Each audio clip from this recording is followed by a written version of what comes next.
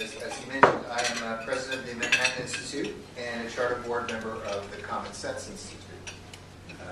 Before I introduce Steve Moore, let me just take a moment to offer a few thoughts on why I'm working hard to support Jerry and this fledgling think tank.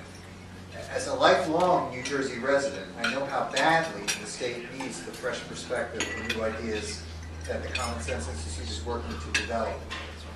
And as someone who has served in a leadership role at the Manhattan Institute, I can attest to the impact that think tanks can have. The Manhattan Institute was founded in the late 70s by a group of business leaders and concerned citizens, much like the people in this room.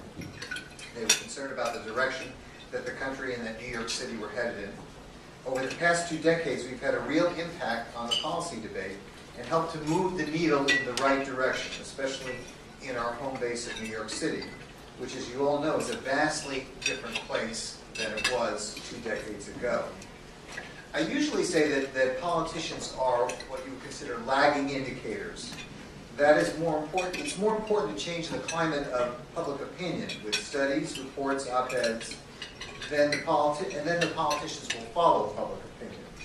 In New Jersey, however, we are fortunate to have a governor who is a real leader, who is doing his best to pull the state in the right direction on taxes and fiscal policy, education, and so many other issues. But he can't do it alone, and unfortunately, he won't always be governor.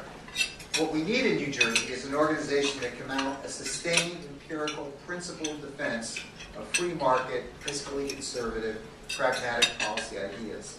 That's where the Common Sense Institute comes in, and it is already having an impact. For example, when the property tax cap was being debated, Common Sense co-sponsored a report with the Manhattan Institute that looked at Massachusetts, where a 2.5% property tax cap was put in place many years ago, and the world did not end. In fact, the report showed that not only did the state get spending under control, but education and other public services actually improved. The report's author, Josh Barrow, penned a Star Ledger op-ed and testified before the New Jersey State Assembly. I think that's a good example of how a think tank can help change the climate of opinion both in Trenton and among the general public.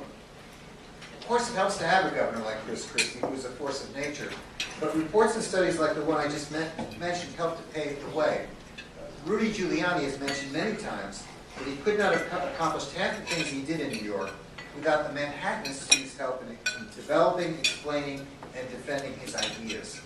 So that's my plug for think tanks and the Common Sense Institute. And now we'll turn things over to Steve Moore, who is himself a one-man think tank. Steve is an editorial board member and senior economics writer at the Wall Street Journal. He's a regular economic commentator on CNBC TV and Fox News Channel, and the author of several books.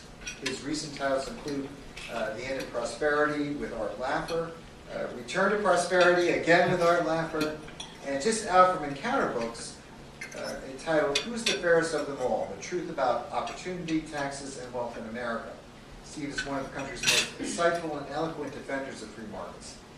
He is here this morning to share those thoughts with us about the upcoming election, where New Jersey and the nation are headed, and how the people in this room can make a difference. Please join me in welcoming Steve Moore.